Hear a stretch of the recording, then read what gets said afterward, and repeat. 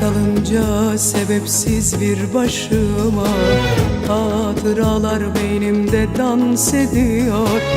Günahlarım dizilip bir bir karşıma, sanki birer birer intikam alıyor. Yüreğimden zincire vurulmuşum, anılar her bir halkayı bağlıyor. Ben duygularımın esiri olmuşum, hatalar yalan duygularda başlıyor.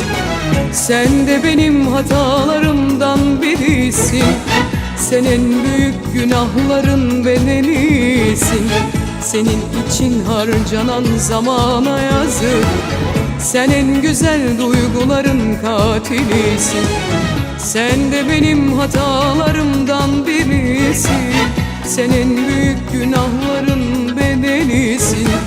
Senin için harcanan zamana yazık, sen en güzel duyguların katilisin.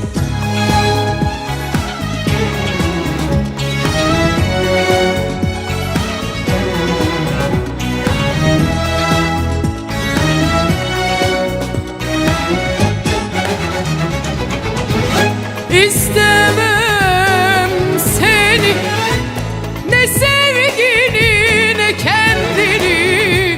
İstemem ben bu hayatın, sözüm ona pembe rengini.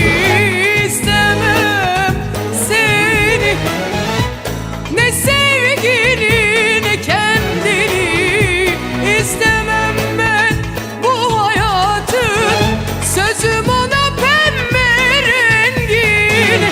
Sen de benim hatalarımdan birisin, sen en büyük günahların bedelisin.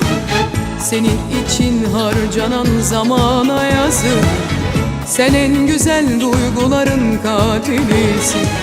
Sen de benim hatalarımdan birisin, sen en büyük günahların bedelisin.